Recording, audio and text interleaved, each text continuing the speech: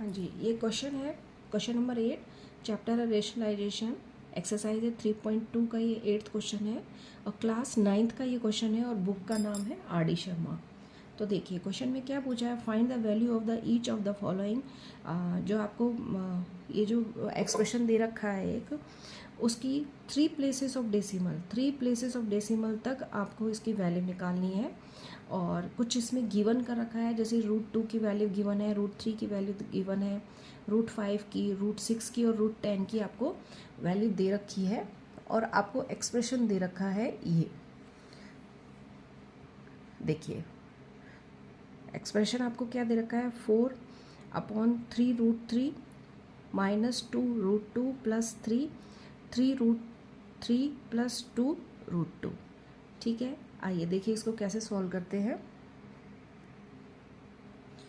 हाँ, तो देखिए इसको कैसे सॉल्व करना है। सबसे पहले हम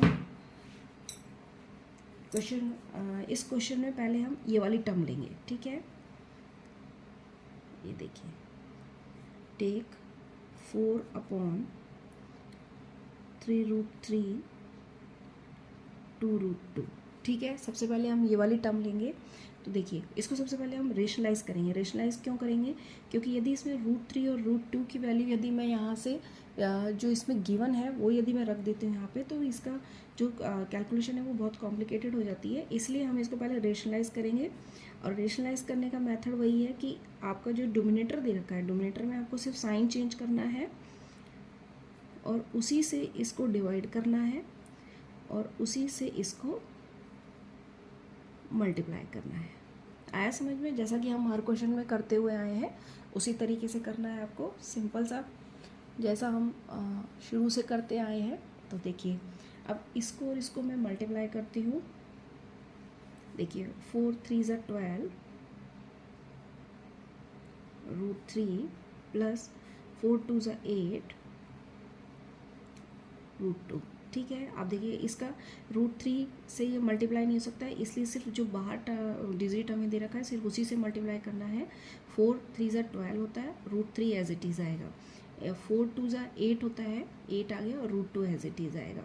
ठीक है, अब नीचे देखिए, नीचे आपको मैंने पहले भी बताया कि हम एक आइडेंटिटी इसमें यूज़ करते हैं। आइडेंटिटी हमारी है a² - b² को हम जब एक्सपेंड करते हैं तो ये a + b और a - b, ये एक आइडेंटिटी है जो आपको मैंने पहले भी बताई है, आपको याद होनी चाहिए। अब देखिए यहाँ पे क्या, a की जगह 3√3 दे रखा है और b की जगह हमें दे रखा है 2√2। अब देखिए ये और ये वाली जो टर्म है वो इस फॉर्म में दे रखी है हमको, तो हम क्या करेंगे, जब इस फॉर्म में दे रखी है तो हम उसको इस फॉर्म में हम चेंज कर लेंगे। ठीक है, तो देखिए क्या करना है, a की जगह हमें दे रखा है 3√3 और b की जगह हमें दे रखा है 2√2। ठीक है, तो मैं क्या करूँगी कि यहाँ a² की जगह लिखूँगी 3√3 का होल स्क्वायर -2√2 का होल स्क्वायर। ठीक है, आया आपको समझ में। देखिए इस फॉर्म में हमें ये दे रखा है। ये देखिए मैं इसको यदि ब्रैकेट बंद कर देती हूँ तो देखिए ये और ये वाली टर्म और ये वाली टर्म इस फॉर्म में हमें दे रखी है और हमको इसे इस फॉर्म में हमें चेंज कर लेना है। ठीक है, चेंज हो गया है। अब देखिए आगे देखिए, अब देखिए a² कर रखा है, तो ये देखिए √3 का होल स्क्वायर। अब देखिए इसको जब हम खोलते हैं ना तो कैसे लिखेंगे, 3 का होल स्क्वायर और √3 का होल स्क्वायर। ठीक है, आया आपको समझ में। देखिए मैं आपको और अच्छी तरह एक्सप्लेन कर देती हूँ।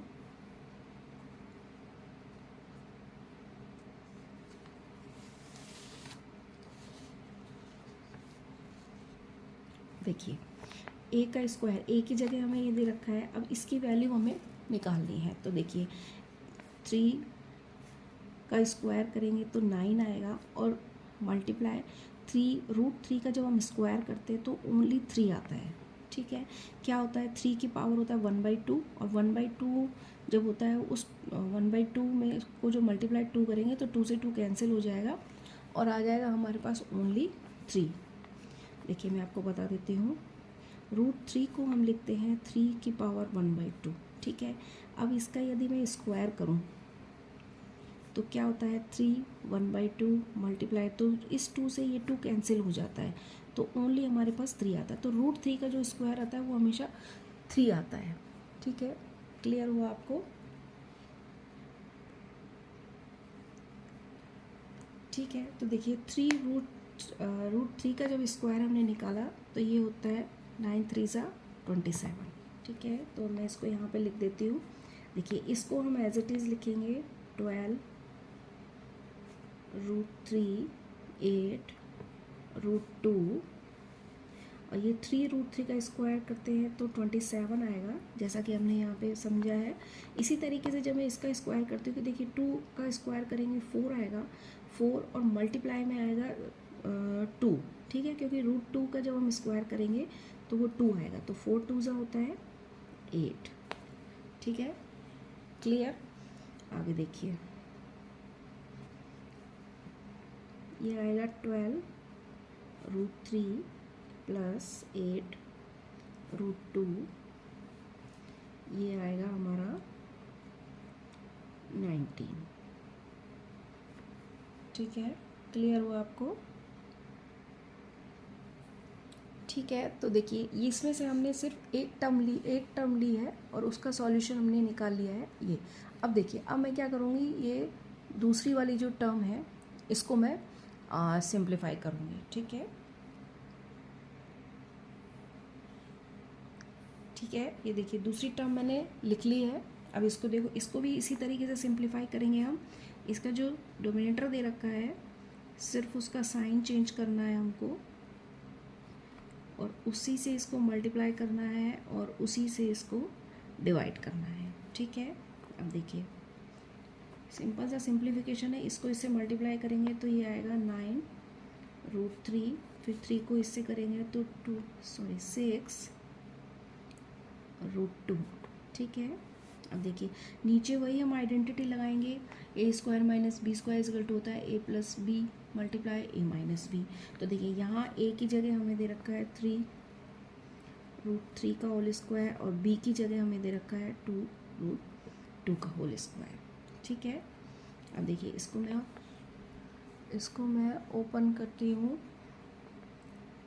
तो देखिए न्यूमरेटर में तो एज इट इज़ आएगा, और नीचे जब हम इसको खोलेंगे तो देखिए ये आएगा 3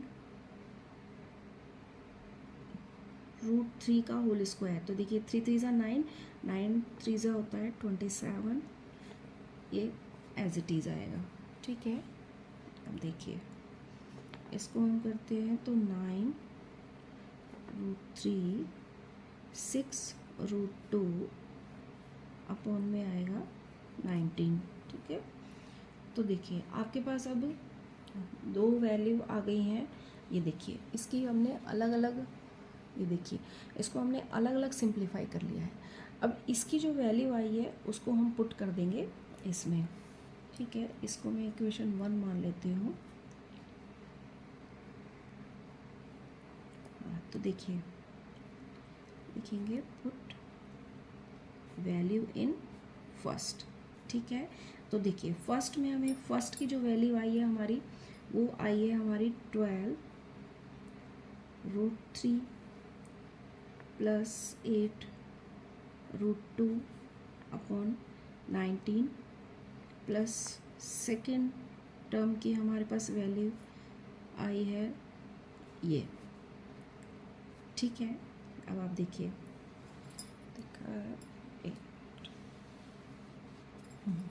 तो देखिए इसमें से अब मैं 19 कॉमन ले लेती हूँ, 1/19 मैंने कॉमन ले लिया, तो रिमेनिंग पार्ट हम लिखेंगे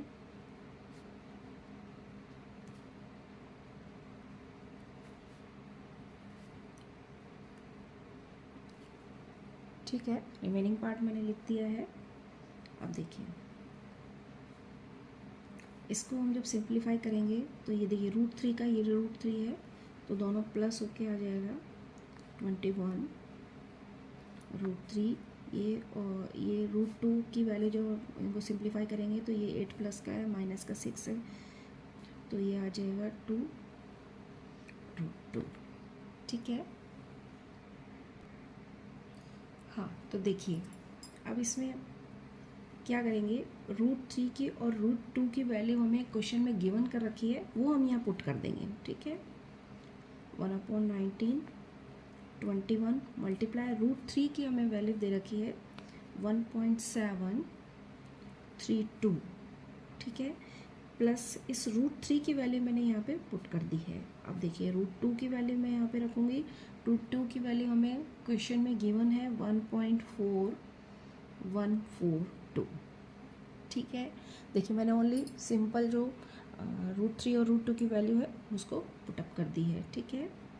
इसको जब हम आगे सिंप्लीफाई करेंगे तो 21 को जब हम इससे मल्टीप्लाई करेंगे तो ये हमारा आएगा 36.372 प्लस इसको जब हम इससे मल्टीप्लाई करेंगे तो ये आएगा 2.8284। ठीक है। आया आपको समझ में? देखिए अब आगे देखिए, इसको जब मैं प्लस करूँगी